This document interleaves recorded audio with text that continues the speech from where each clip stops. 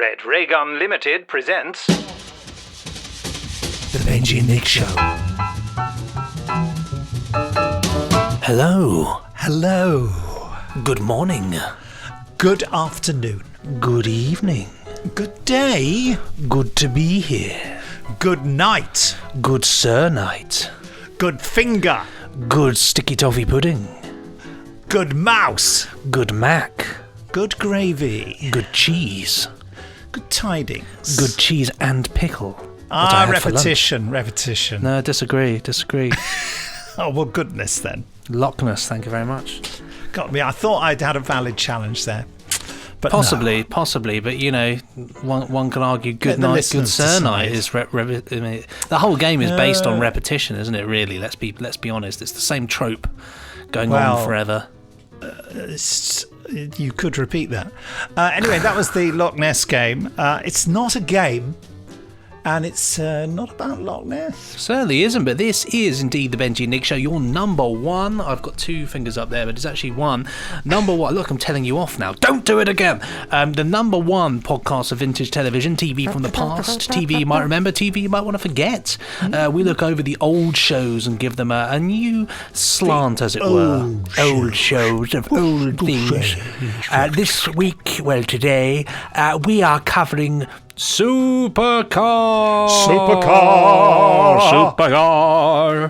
Jerry Anderson production from 1961, and the episode in question is Keep It Cool, Man, Keep It Cool. I'm not Benji. And I'm not Nick. But our special guest reviewer, Shelley Dean, will be joining us direct from the US of A.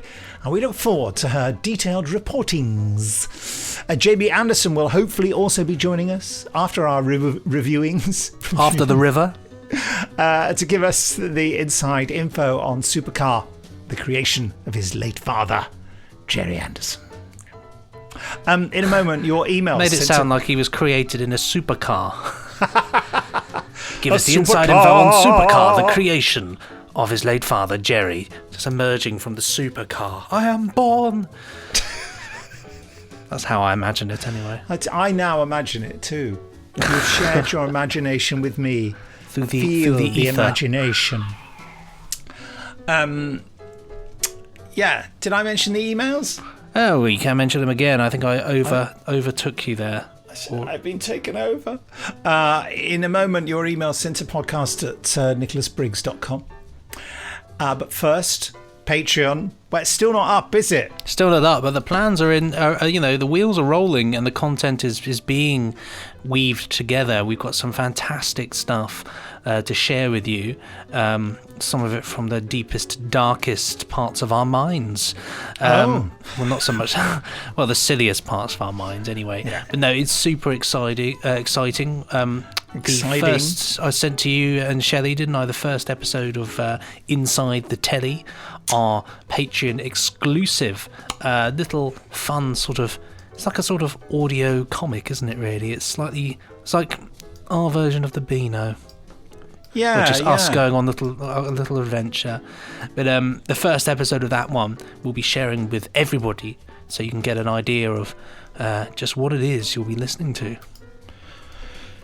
We will, yeah. I don't know when we'll be sharing it though. It's all a bit disorganised, isn't it? We'll sort it out. There's a lot to manage, and it's better to do things, properly and planned when people are putting money into things than for it to be chaotic and wrong. Just like the record that I bought earlier this year, which still hasn't turned up, and I've got 3 emails from 3 separate parties to say that it's due, and it isn't. Now that, my friend, is disorganised and chaotic. Well, that is a terrifying story. Have you got anything else to add about Patreon while I just go and open the door to my room, because it's a bit Yes, if you stuffy. pay a certain amount of money, you can open Nick's door for him. We've got all kinds of wonderful things. We've got exclusive merchandise that you'll be able to get, as well as discounts on merchandise, all kinds of silly things, t-shirts and chaos like that. We're going to have the Discord up and running, so you have a chance to chat to other people who like vintage telly, which is really exciting. We've got the after party, which is an exclusive sort of session where when we click the stop button for this podcast, we actually carry on and we will chat about a subject put forward by our Patreon folk. So this is a very exciting thing. At the moment, we've recorded a few, but it's just on they're stacking up these privileged things that you'll be able to get hold of. Which is good. You'll have a big bundle to enjoy. Which, if you're like us at the moment in lockdown, then hopefully that'll fill some of the long days. Yeah, we've been locked back down in England. So let's go to the emails. Do you want to tackle this enormous one first? Yes, I would love to. The subject of this one is "This book is worse than the movie." This is from Brendan Wright, sent on the 1st of the 11th, 2020, in the year of our Lord, the future, 2336, and I'm very keen. Shrek. Good luck finding a book. It's really obscure. Shrek, good luck trying to find the book, rather. Yes, read it properly. It's not a long email. You could have read it out correctly. I'm just a fool. Yeah, but the book would have come out after the film, surely. Well, I think he's saying that there's a book that it was based on. No, this goes really to Google. Obscure. This goes to Google. It goes to Google. Good Lord. No, absolutely correct. Shrek is a humorous children's book published in 1990 by American book writer and cartoonist William Steig. Very interesting. And they obviously inspired the film, and Brendan's saying the film is better. That is interesting. Because that's what we asked last time. We must remember to tell Shelley about this. I say that, we'll forget. It says here, afterthoughts, Forrest Gump, also better than the book. And whilst I haven't seen the MASH movie, the TV series was so much better than the book. Isn't that interesting? That's my attempt at doing the MASH theme tune, which kind of failed there. It sounded just like one note. Anyway, next email. A salutary warning from Shane Dunphy, who we haven't heard from for a while, but I'm glad you're still listening, Shane. Dear Benji and Nick, I am really glad. That sounded a bit off pat. I actually mean it. I feel I have no option but to write to warn you and my fellow podcast followers about a potential hazard of listening to the Benji and Nick show. One that may not be immediately obvious. Let me assure you, however, that I was placed in an uncomfortable position from which I'm still not certain I successfully extricated myself. You want to make sure you get a different chair or something, Get a cushion, that might help. Allow me to explain, says Shane. Last Sunday, I was enjoying breakfast and a read of the morning newspapers with my lovely wife. Hello, Shane's lovely wife. It was a wet and blustery day in Ireland, the weather mirroring the turmoil our beleaguered world seems to be experiencing at the moment. Sitting at a well-set table, cups of perfectly brewed coffee in hand, an egg boiled until just the correct moment perched before us in crisp white egg cups. I congratulate myself that we had found the ideal antidote to the rather depressing climate outside, both figuratively and in actuality. The warm dining room of our home was calm, serene, and we were both totally content. Suffice it to say, I love you, Shane, for saying suffice it to say, because people say suffice to say, and it is suffice it to say. Suffice it to say, it was one of those wonderful moments of wedded bliss. And then I went and, quite unwittingly, burst the bubble in one fell swoop. My dear wife was reading an article about the most recent blundering of a certain absurdly coiffured and permatanned international political figure, and voicing the shock and horror one is wont to feel when faced with idiocy on such a grand scale, she shook her head, she didn't take it, sorry, shook her head in disgust and said, "Goodness." What's a bloke supposed to do, says Shane. Sensing my advantage on a subconscious level, the response was out of my mouth before I even realised I'd said it. Loch Ness, pronounced with the appropriate inflection, of course. Loch Ness. Loch Ness, yes. Which is written here carefully, Locknuss. Very important there, yeah. I sat back, feeling rather smug, for some reason expecting her to admit defeat and grant a well-earned victory to me. Instead, she gave me a look of absolute confusion and no small amount of derision and said, "What? Loch Ness? What's that supposed to mean?" It's the Loch Ness game, I stuttered. "The lake in Scotland," she retorted, even more befuddled. "What the hell's that got to do with anything?" How does one explain the Loch Ness game to someone who has never encountered it before? It occurred to me in a rush of clarity that stating it's not really a game and it's not about Loch Ness was probably not going to cut it. That it would, in fact, only add to the confusion my poor spouse was experiencing. Confusion which, when added to the justifiable annoyance a certain US president had already brought to our previously idyllic breakfast table, was rapidly sapping the joy out of our morning. I thought about explaining that this was a verbal to and fro the hosts of my favourite podcasts had adopted, a sequence that organically developed during the filming of a promotional video in London some years ago. Is that when it came about? Yeah, I think it must have been. Wow. That over time the Loch Ness game has developed rules, kind of, and has, the kind of is Shane Dunphy's comment, and has found... and has a fond, it's Shane, it would help if I could read, but there you go, we all have limitations, and has found and has a fond place in the hearts of fans of vintage TV all over the world. It's true. But did that sound convincing? Would my very sensible wife even get it? Finally I settled for, it's a nerd thing. Sorry, it just popped out. Yeah. Shaking her head indulgently, my wife eyed me with pity mixed with love and only a long-suffering with the love that only a long-suffering partner can understand, and said, "You are daft, aren't you?" before returning to her newspaper and pulling out a gun. No, just didn't say that. Friends, might I propose that there is a time and place for the Loch Ness game? Don't fall into the trap I blundered into. While the embarrassing exchange hasn't been spoken of since, I have a suspicion it will rear its head again at one of those inopportune moments. You all know the type I mean. I've only gone and added another layer to the "do you really need another model of the TARDIS" argument and the "why do men feel the need to fill their offices with toys and clutter" discussion. Sooner or later, I know I'll hear "Loch Ness doesn't even make sense." Enjoy the Loch Ness game. Treasure it. But play carefully and with opponents who respect our ways. Take care, one and all. Shane Dunphy. Brilliant, Shane. Thank you so much. Superb. Absolutely superb. And it is true. I'm sure I'm not the only one, Nick, here, that when people have said goodness in an everyday conversation, it always comes to mind. It always does. My son Ben and I, we do it all the time now. If anyone says goodness, we say Loch Ness. And, he... But he loves that.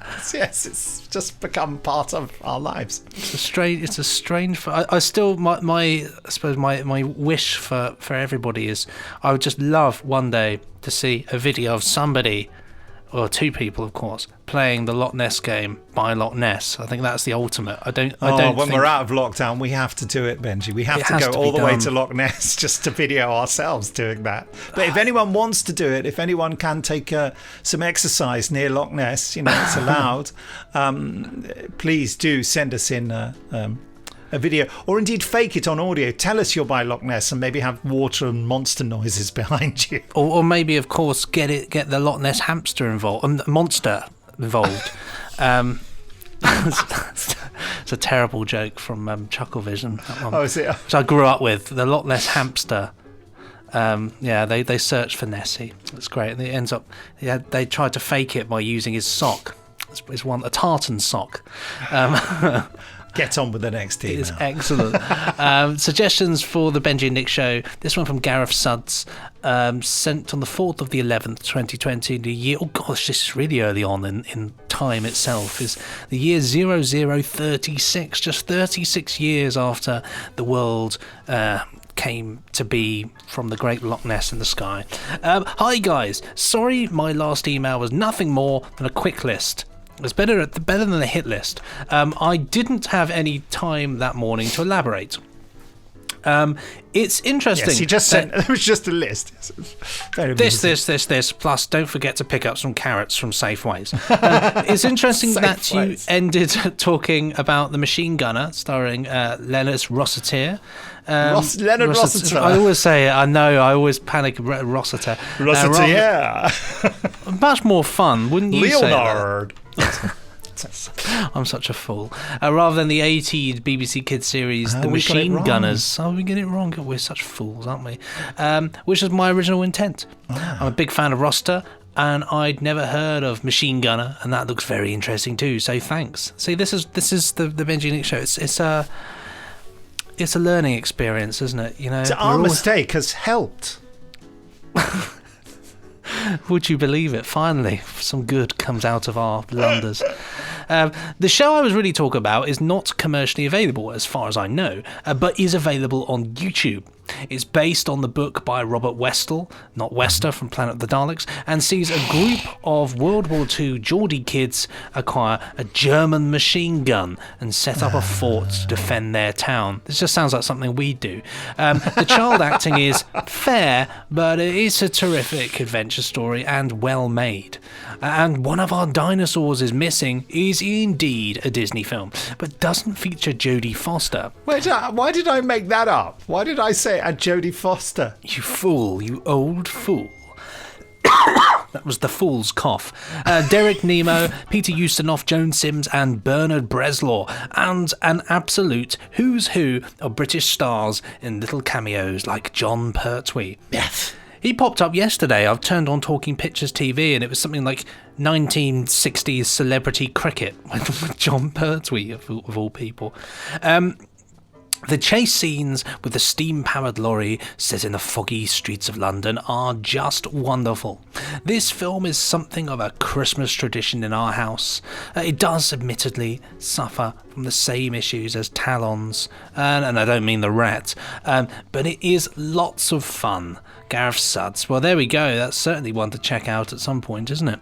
Yeah, and Gareth, I hope we're pronouncing your name correctly. I just don't know. I think we've had this before, and you've probably told us, and we're stupid and forgotten. We're just fools. Is it Sudes or Sudes or Suds? We don't know. We don't know, but that's... If you could write in and say, for heaven's sake, for the 1000th time, and then tell us how to pronounce your name. That's a very wise suggestion, isn't it? I think very wise, very wise. So, should we invite... Shelley Dean? Yeah. But we ought to find out about the machine. Oh, we can't. Can we not watch the machine gunners? The machine gunner. The thing, is it available? Did I miss that? It's on YouTube. Oh, that's right. But not commercially available. Isn't it weird when people miss the opportunity to release these things? Well, I suppose it's all about... It's like they don't think this rubbish is important. It's like they don't think that we have great people who will want to listen to it, but will watch it.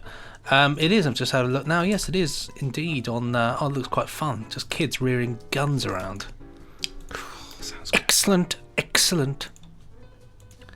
Yes, I'll have to give that one a watch sometime.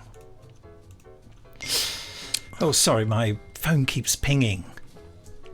Fetch the machine that goes ping.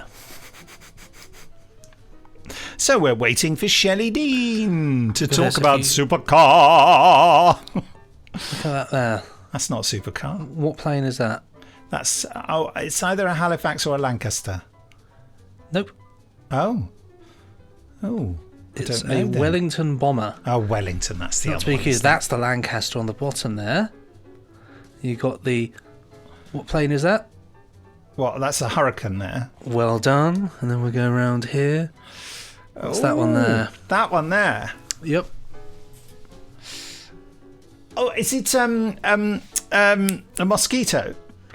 I think it's a Beaufort. What does it say underneath? Yes, it's a Bristol Beaufort, which my great uncle Jimmy was shot down in over the North Sea when he was dropping flares in France. He was 18 years old. With throwing trousers out of the plane. Yeah, quite. It's a crime against fashion. Well, I failed miserably on that. Well, it's they're quite obscure planes. I'm talking about they're obscure not really. planes. There she is. Hello. Hello. Good Shelley. morning, gentlemen. Good afternoon. No, we're not going to do the Loch Ness game again. Aha! I've got a good one. I'm ready if I ever play. Well, that yeah, had to be one. a special thing. The Christmas What did you special. think of? You've heard the first episode of Inside the Telly. What did you think, Shelley? You didn't comment. I didn't comment. Oh, No, well, I'm thank you very kidding. It much. was fantastic. I'm glad you enjoyed set it. yourself up for that one. Of course, I loved it. It was rubbish. It was It's gus. very needy, very needy. Wow, Benji's Did you done love some me? fun- Was I fabulous? We need praise. It was superb. You were It wonderful. was fantastic. Oh yes, I was amazing. My acting skills on absolute point. What you did was absolutely what I wanted. It was just just amazing. Yeah, I told you as we were doing it, I can either do a British accent or I could do an old man voice. I can't do both at the same time. That's like walking and chewing gum. And that beautiful meshing of the two that go in and out. But I loved how you were like, I wonder where he is from. I know, I went off script, yes. Oh, dear. But yes, my talent exceeds my expectations. Well, no, was you'll all amazing. be able to listen to that very soon for free. Yes. The first episode, free for everybody to get an idea. The first one's free. First one's free, and then you must sell your soul. No, it's not that much. Yes. Well, okay. Don't get carried away, Benji. So, Benji, no, actually, Shelley, because we go with Shelley first on Supercar. Supercar. I downloaded the song. Maybe I can play it. Can you play it? Go on, play it. All right, hold on. Let me get to it. What's that? The dolphin. Was it a dolphin? That was the big. Oh yeah, look, it's the sound of the Vulcan. Supercar. As swift as can be, watch it flying through the air. It travels in space or under the sea, and it can journey anywhere.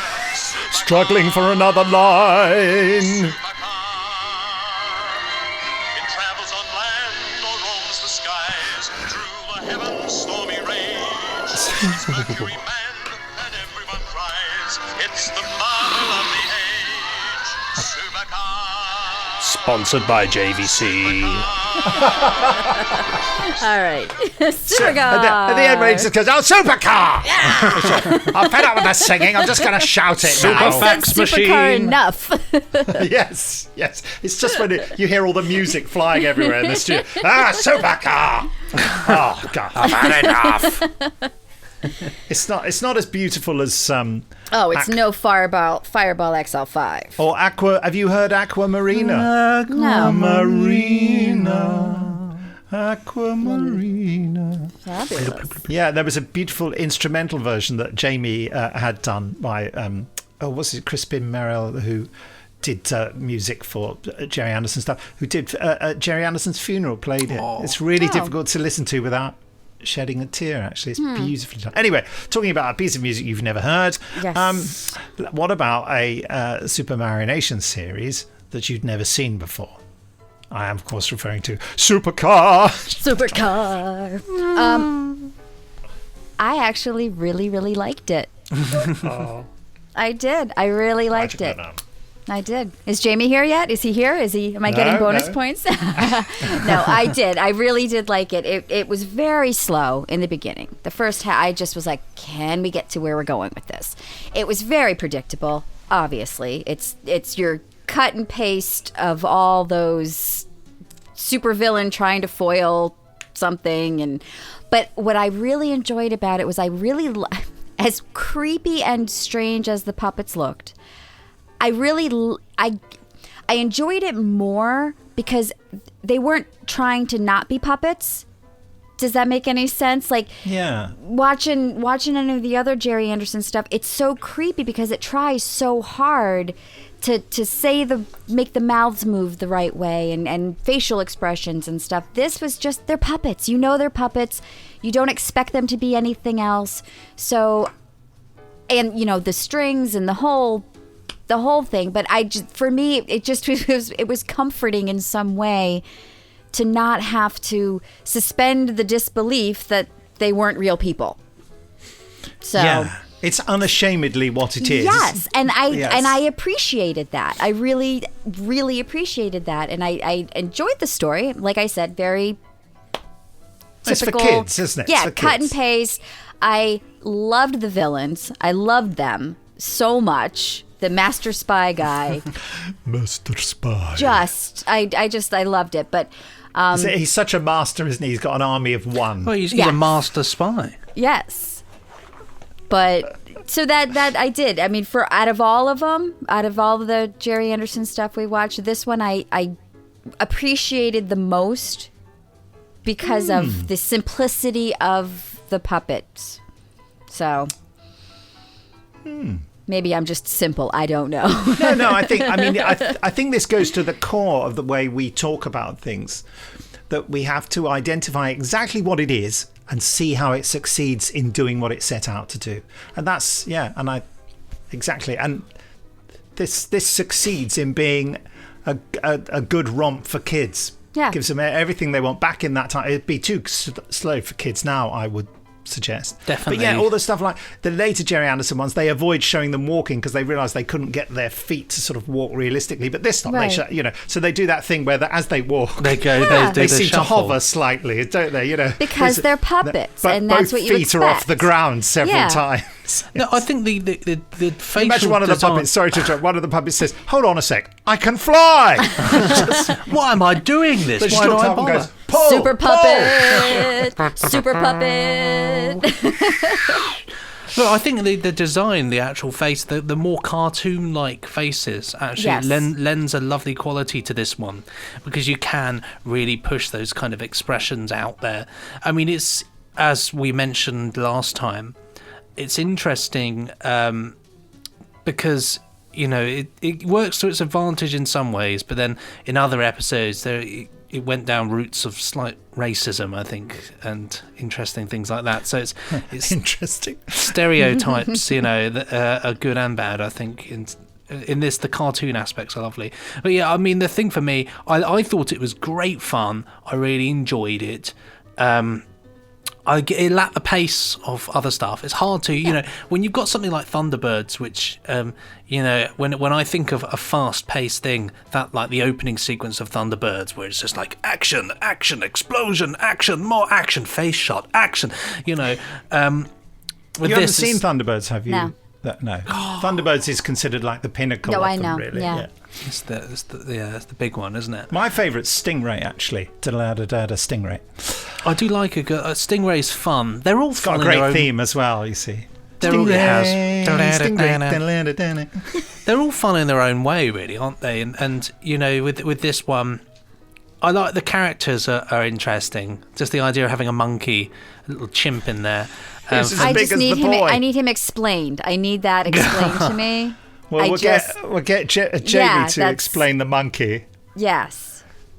But it's Mitch fun. the I mean, it's monkey. enjoyable. it's non-threatening television. You know, it's just nice. It's just a nice, fun. It doesn't try to slightly be silly something telly. it's not. Exactly. I found Dr. Beaker quite threatening. Actually, I really hated Dr. Beaker. Dr. Beaker. He's with so his annoying. accent, talks like this. Does he? I thought he just was English and kind of. I thought don't he know. had a slight sort of German to him. He was just annoying, though, wasn't he? He's such an arrogant turd. But no, I mean, I think Mike you're meant to think Mercury. that about him. Yeah, Mike Mercury with his chiseled face.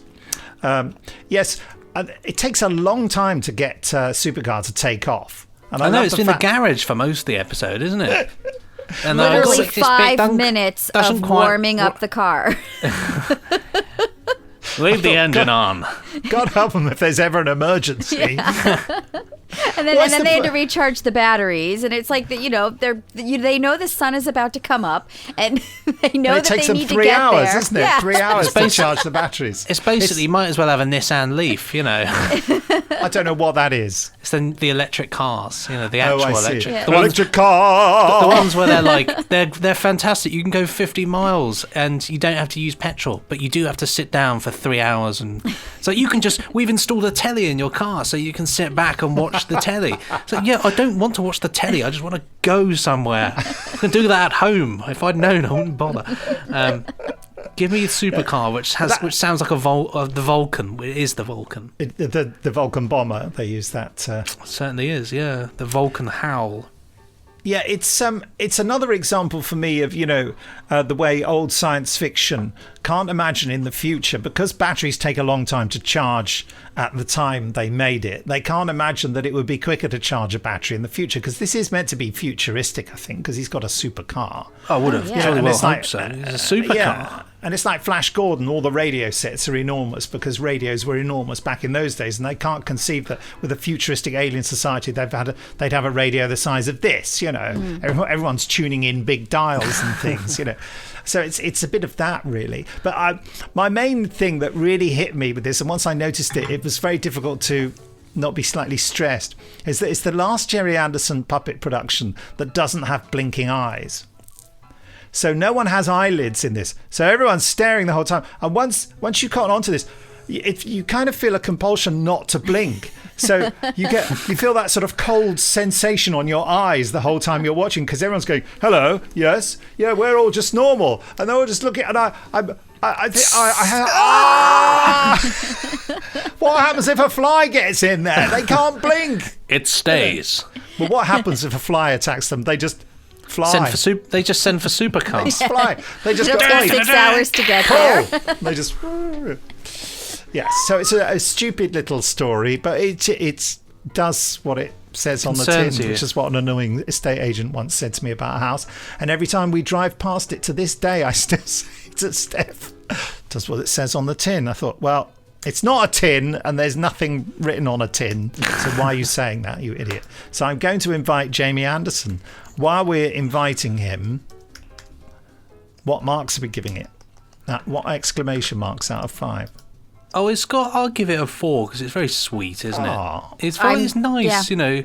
And bear in mind as well, it's very early on in the Anderson timeline of stuff. And I think, you know, for what it is, it looks great. Like, I don't think it's, you know, you just watch it and enjoy it. It's non-threatening. You can't watch it and be like, this is rubbish. It's just good. It's just nice.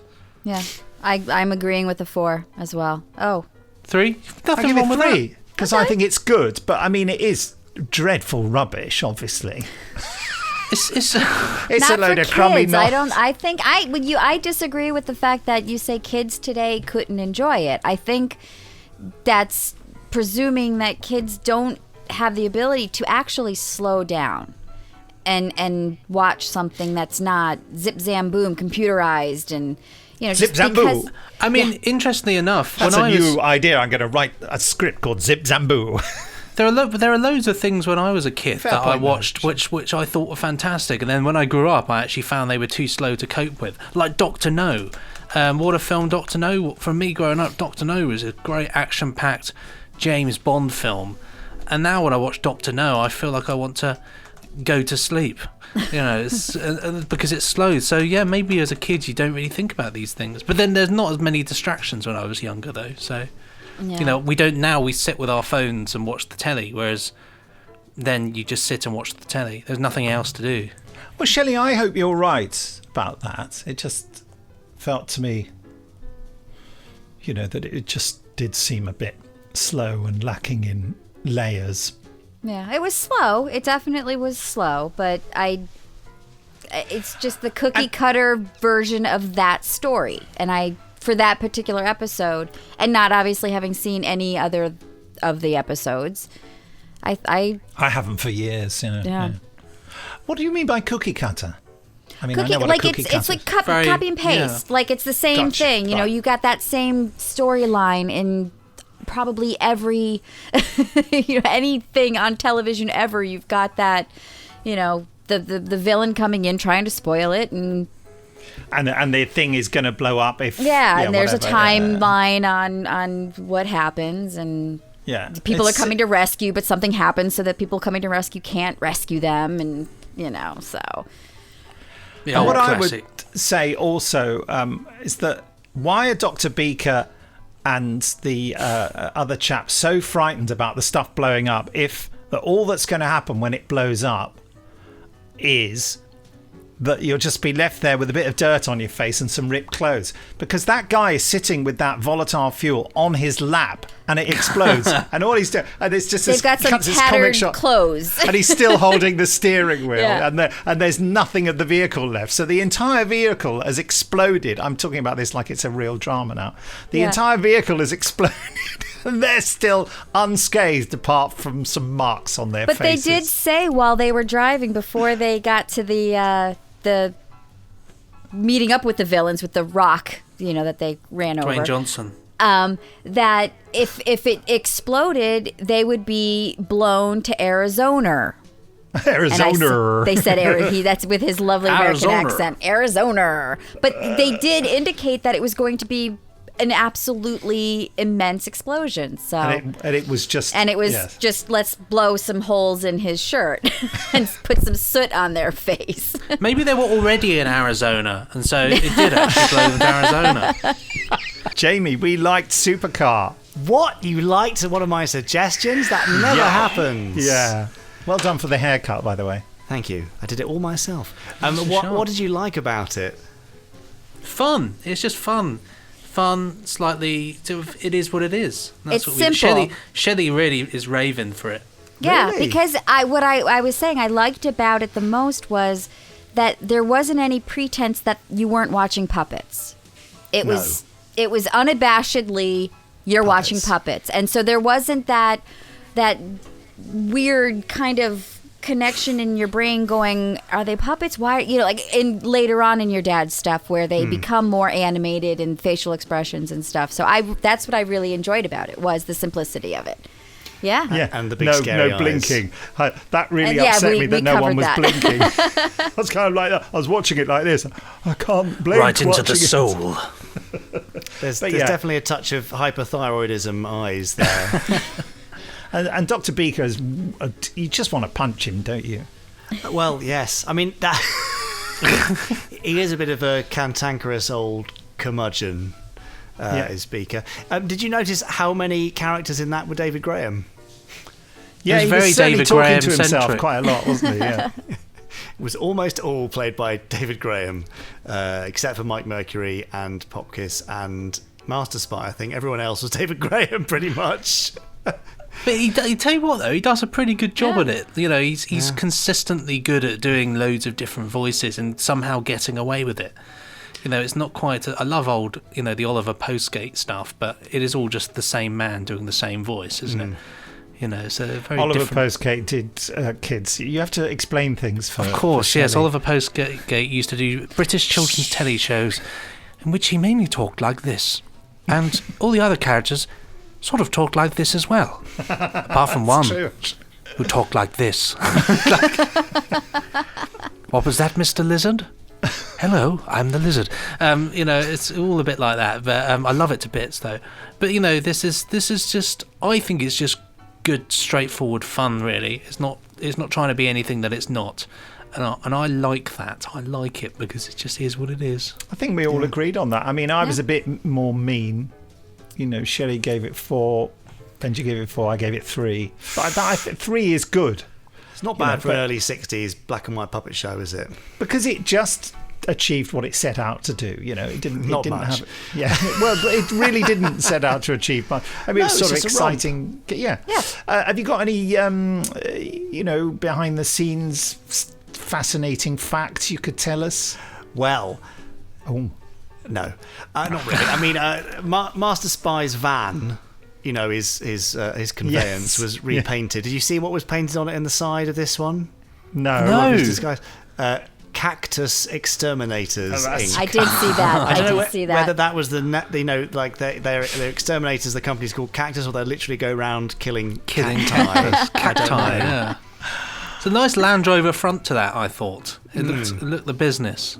Bit of fun on those sort of designs. I mean, what do you think of Master Spy from a 21st century perspective? And Zarin, do you find them and their accents and stuff offensive and Well, I think questionable?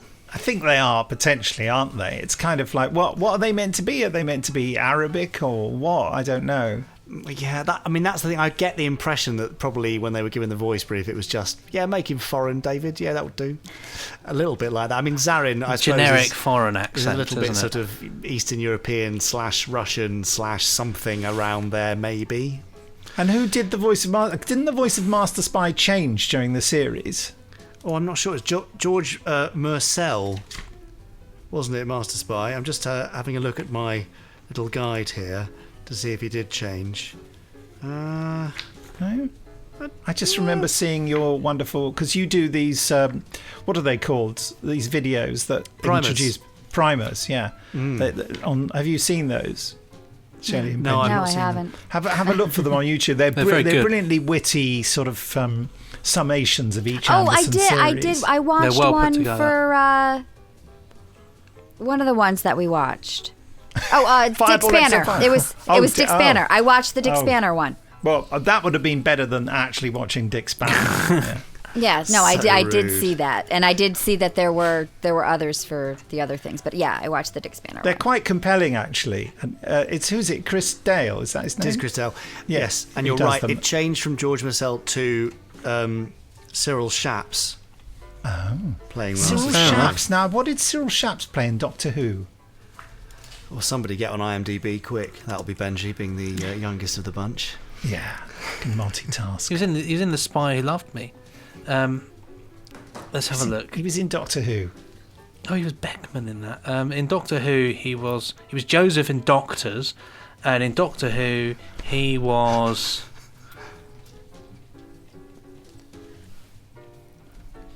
Yes. I could control F it actually, couldn't I? Always control F it. Androids of Tara. He's in 2 actually. He was in the Androids of Tara as the Archimandrite. Archimandrite. Yes. That's the one. In Ambassadors of Death, he was Lennox, and of course, he was in Tomb of the Cybermen, wasn't he? John Yes. Viner, which I watched not yesterday, the day before.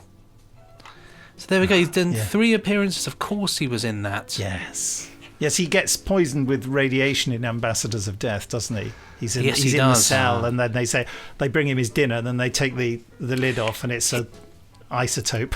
And he was Professor Clegg in Planet of the Spiders. Of course, he was. That's what I was trying to think in the back of my mind. I was thinking, I'm sure The magician whose Yes. mind is blown by the crystal. Yeah. Yes, It's Shelley like, what are they going on about? Professor Clegg, magician. One thing's for sure, they're just going on, Shelley. Your rainbow has deflated. It has. It has deflated. But it's still got hanging around. some. Did you say logician or magician? He was the magician in Planet of the Spiders. I can't remember that. I remember he was in it. I can't remember him being a magician. Oh yeah, he was performing on stage. He was a mind reader performing on stage. Not a magician, Okay, I suppose. yeah. But it was a sort of magic act. And then the Doctor finds out that he really can see, and he doesn't like to believe it. Yeah. It's good. It's a lovely little thing you forget about Planet of the Spiders. Planet of the Spiders was John Pertwee's last story, Shelley. Okay. I had a whole self-indulgent episode of just him riding around on vehicles. It was brilliant. Yeah, just to give him a good send-off. Then they dug a huge hole and hit... No, that's not true. All right, then. Can you not give us any more Supercar facts, Jamie? What's the point of view? Well, I need to understand the monkey. Oh, yeah. What do you need to Explain understand the about the monkey. monkey? Well, you look like a monkey, Jamie. Surely you understand the monkey. A strategically shaved one. Is he like super intelligent monkey? I mean, he's sitting around with the headphones on, like he's I doing love Jamie's something. passive aggressiveness of that, by the way. Yeah. What's there not to understand about the monkey? I mean, what's your problem, God, Shelley, Shelley? everything has to go over your head, doesn't it? Well, Shelley, I can tell you from the programme's brochure that was presented to Lou Grade, Mitch was described as mischievous but highly intelligent chimpanzee and Jimmy Gibson's best friend. Ah. So Okay. basically showing us that Jimmy Gibson is not capable of having any human friends. Yes. Well, not with and that also- face. I mean, as with all the superannuation child puppets, quite ugly. That face quite was creepy. not like his nose. Oh, that was disturbing. He like had Pugnacious. some weird, Yeah. spread out, open. Yeah, I'm surprised he didn't, a bit like one of those dogs with the sort of spade face, have a bit of a breathing issue. Licking up. Great dog impersonations here. Yes, join the Benji and Nick show for great dog impersonations. Woof!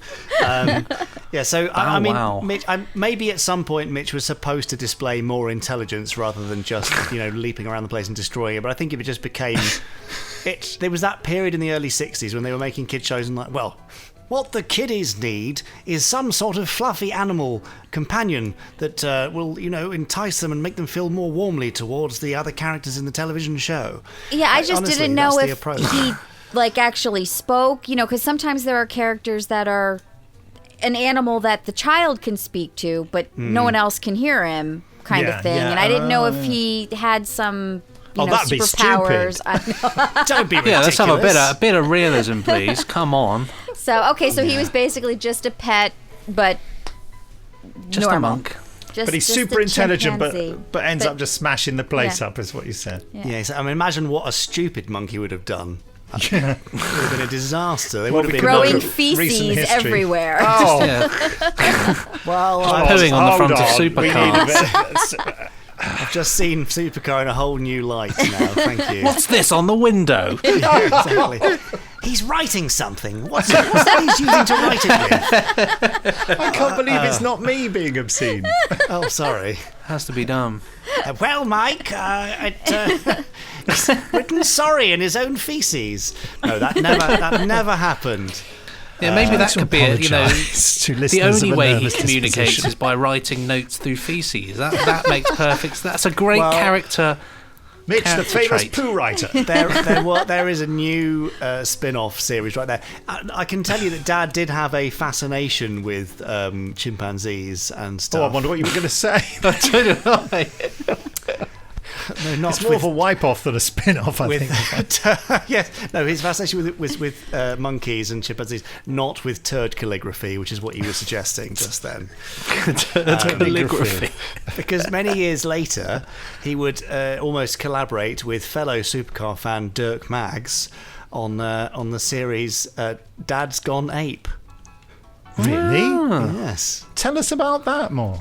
Well, Dad's Gone Ape was, I think, Dirk presented something like Apes from Space. I think was Dirk's original thing he wanted to do, which is a Yeah, sort that sounds of like Dirk, yeah. yeah, very very Dirk. And then Dad and he collaborated on an idea where basically it was, it was sort of like The Fly, but What, not a teleport accident? It was a brain swap thing, basically seeing if they could, insert an intelligence into the mind of a chimp, but rather than copy it over, his was transferred, and he died, and was trapped, I think, in the mind or the body of this ape, but couldn't vocalize because apes couldn't, and then went on a rampage and eventually tried to communicate to his children. It's quite dark actually when you start to pull up the threads of it. There was an episode of Yeah. Quantum Leap where he gets stuck in the body of a ape, wasn't there? Oh, I don't know. Are you saying that Dirk Maggs ripped off Quantum Leap? Yes. And here's my lawyer to... I'm sure that's not the case. It's just one of those things that many ideas there. But I've got the full treatment for Dad's Gone Ape here, and there's a bit of toing and froing between them, saying, "Oh, maybe we should make it lighter. Oh no, we don't want it to be a comedy." So it's there was definitely a fascination with animals, fluffy animals and stuff in Anderson shows. Even Zill in Space Precinct, which was a pet there, and Zuni the Lazoon in Firewall XL5. Oh, way home. Yeah, Oink in Stingray. Oink, oink. Who had the same voice as Zuni, basically. Well, it's probably David Graham, probably. wasn't Ain't it? broke, don't fix it. Yeah, exactly. So I remember when I met Dennis Spooner, who wrote a lot of the scripts for these things. I wasted a lot of the conversation talking about Zuni from Fireball XL5. Can you believe it? I could have spoken to him about the Daleks master plan or something, but no. What were you doing? Can I give you a final Supercar fact? Yes, please. In fact, I really need to correct for inflation here, but you'll have to make it up for me. I mean, you were alive back then, weren't you, Briggs? So you'll know about this. Yeah, well, only just alive. Just about. So the Supercar model was built by a guy called Bill James, who worked with Dad until his death in the 2000s, I guess, early 2000s. Really nice, lovely man. And he created this model. First of all, guess how much the Supercar model weighed? I've only got it in pounds. So 50 pounds. Oh, Shelley's got it. First guess. Yes, it weighed 50 pounds. Wow. Seriously? Yeah, seriously. Oh, I was being obnoxious. I was thinking it was probably like 5 pounds. No, your obnoxiousness was How absolutely is that perfect. 50 pounds? How big was it? Pretty big. That's big. Yeah. Well, the puppets are this big. Yeah, I aren't guess they? it must have been So that, and they have to. Yeah. 4.5, I 5 guess. feet long. But I guess mean, how much there must have been a little one for the flying sequences. Yeah, there were multiple models, and the one Yeah. that went into the water and out of it and stuff. Yeah. But and how much do you think that model cost to make in 1960-ish? In 1960, 65 cents. Yeah. I'm afraid you're going to have to give your answer in pounds sterling, please, Shelley. 65 Pounds. pence. 65 pence. Pounds, Pennies it would shillings, have and been. pence. Wait, what year? 61. 1960. I think it's going to cost £5 and 6 shillings. Right, okay. No, you are incorrect. Any further guesses? 300 it's going to be a lot pounds. it's going to be an awful lot of money. Because I remember with the Tugs models from the 80s, they were like ridiculous, like thousands and thousands of pounds to produce. So it's like 100 or something. So I'm thinking maybe. I mean, I have no grasp, but I'm thinking, you're looking at £8,000 in today's money, maybe. Benji is about definitely 800. closer. So in 1960, it cost £1,000. Wow. That which is is a lot of money. Today, it's the equivalent of about £25,000. I was going to say, Wow. people's yearly wages were £1,000 in Yeah. 1960. I've got a currency converter here. It's not up to date. It converts to 2017. So it's a no little good bit, then. It's a bit of give and take, but it comes at £20,961 £1,000. So Wow. yeah, you're probably about right, Jamie. About 25 grand now. I mean, that's scary, isn't it? Wow. It's worth 3 horses or 14 cows or 225 stones of wool, 167 quarters of wheat, and lastly, wages 704 days wages brackets for a skilled tradesman.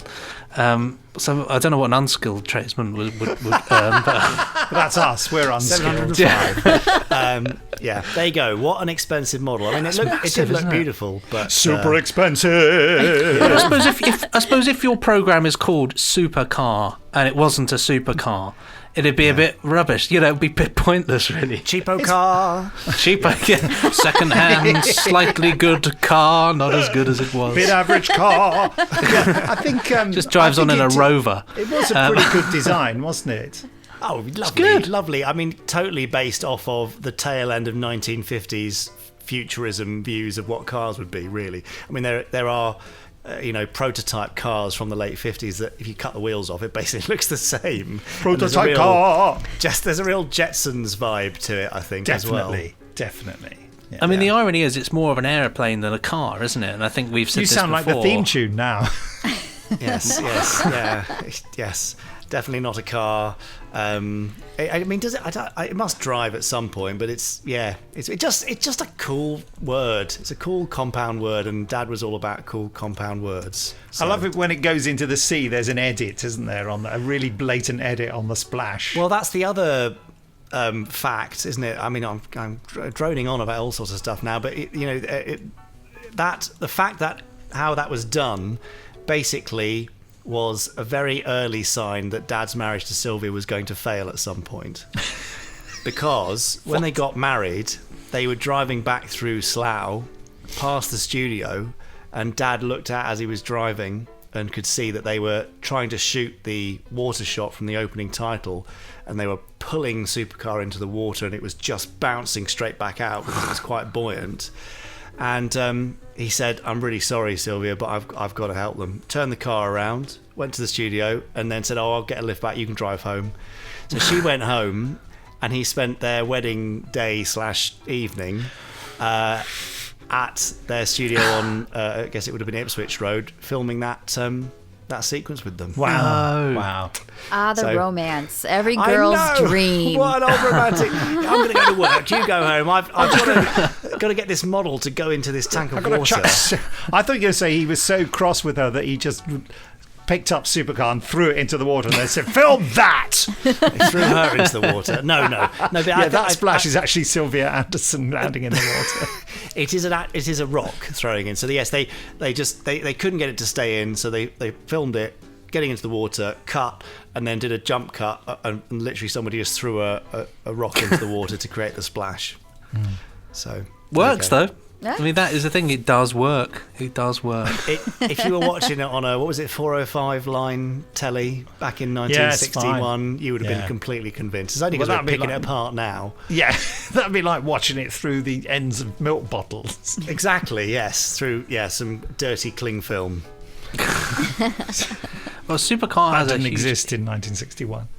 Supercar has a huge legacy. The one I like here the most is that if you have Flight Simulator 2000, you can fly Supercar wherever you... Look at that, straight away. You can fly your own Supercar wherever you may be. Yes, I think there's a fan there. of Supercar called Austin Tate. If you look up Austin Tate Supercar, you'll find his online Supercar resource. Very nice man, big fan, built all sorts of models and stuff. So there you go. Has anybody built a massive supercar that you can sit in? A working supercar. Yeah.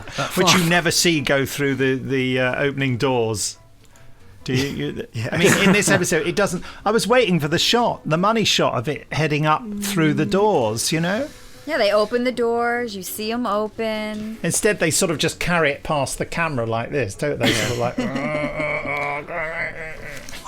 I'll tell you what is cool. I'm just telling you things. on Second Life, of all things, which is a huge gaming platform, somebody has not just built a flyable supercar, but they've built the garage and all of the base on there that you can just hang out in, which is pretty fun. What was their purpose? Why were they in that garage with that blooming car? Well, you can't leave it out on double yellows, can you? No, exactly. You've got to have somewhere to put the... Yeah, but what were they doing? I mean, were they there to rescue people or what? Or were they just being smug and thinking, we've got a supercar? I think they were just thinking, we have got a supercar and we can commercialise it and rake in all the cash. And Dr. Beaker was hoping he could get all the birds with it. Really? No, I don't know. Can you imagine turning up to save the day? Right, that'll be £5. What does it say?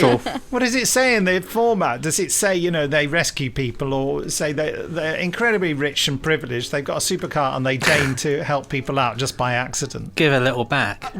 Okay, I've got the paperwork here and I can tell you, all right? Yes, that's what I want. It is the early 1960s, and at the remote Black Rock Laboratory in the Nevada desert, a pair of scientists, Professor Rudolph Popkiss and Dr. Horatio Beecher, have spent 5 years developing Supercar, an incredible futuristic vehicle which can travel on land, in the air, and space and underwater, with the assistance of ace test pilot Mike Mercury. Intended as a multi-purpose vehicle to assist the scientific community. In what way? Like taking test tubes between laboratories? Yes, rapid But testing it and couldn't stuff. carry anything. It could carry 5 puppets. They said they were having when they put the batteries in the.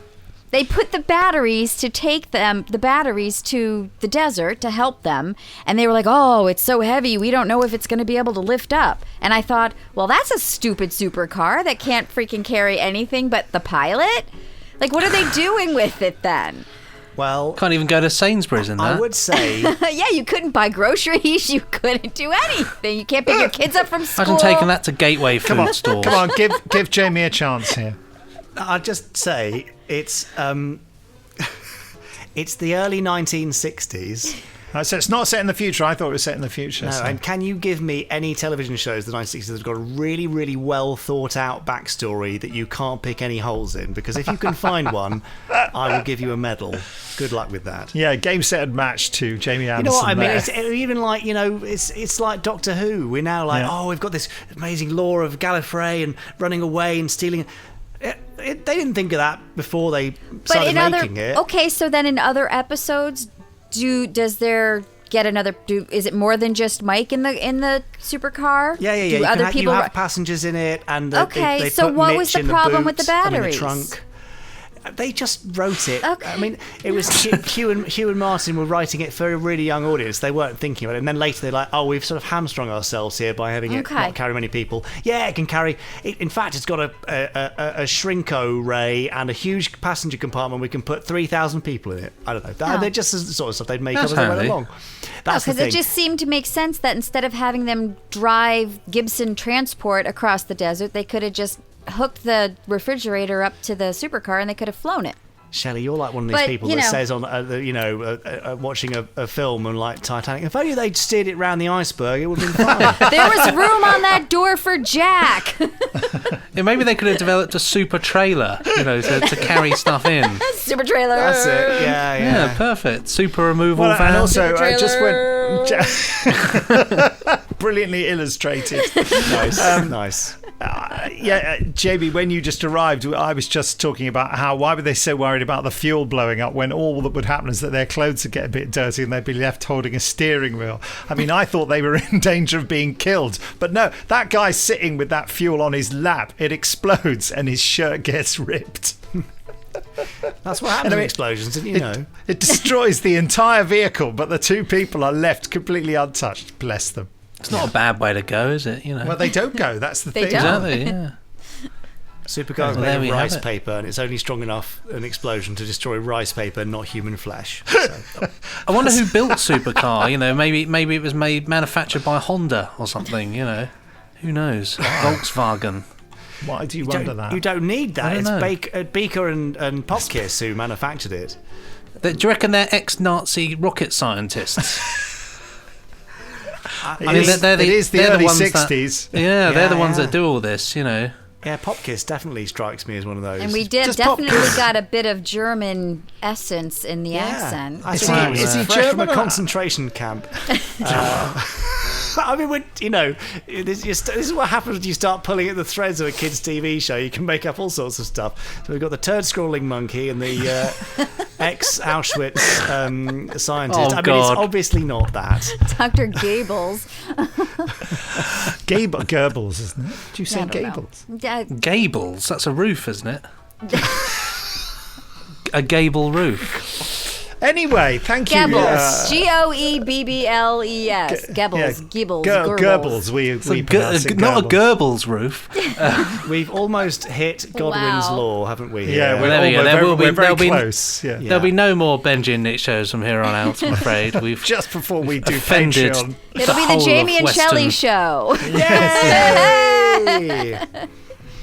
The lunatics have taken over the asylum. Dear, oh dear. I feel the after show beckoning, so perhaps it's just time to... I'd like to make a suggestion for next week. Please do. Ground Force. It's not this. The suggestion is to subject Shelley to more Doctor Who. Okay. Because I was just starting to rewatch basically the thing that really inspired what Doctor Who really is and what made Doctor Who continue and the reason it's still with us today, which is Black Orchid. It's the second... The very thought. It's the Daleks, the first Dalek serial. It's a 7-part story where Terry Nation created the Daleks.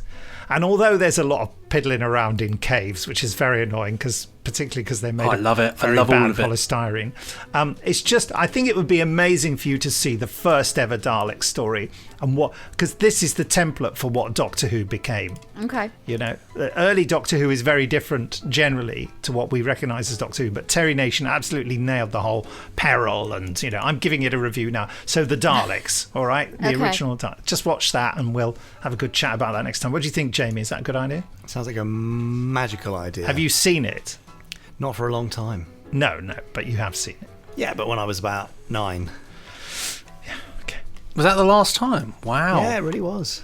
Funny, isn't you must have had one of those really poor quality VHS copies or saw it on UK Gold in equally as poor quality. I think actually I bought it at a convention, a bootleg copy that somebody had recorded from UK Gold. So no way. Oh, God, the wilderness years, they just get better and better. Funny, isn't it? Those were the days. Well, there we are. We've set our task. Time to get close to the microphone. Don't forget to send your emails to podcast@nicholasbriggs.com. And it's goodbye from me, Nick Briggs. It's goodbye from me, Benji C. And it's goodbye from me, Shelley D. And me, Mike Mercury. Bye. And the poo monkey. Don't call me that. Pressing stop now. Ka-chunk.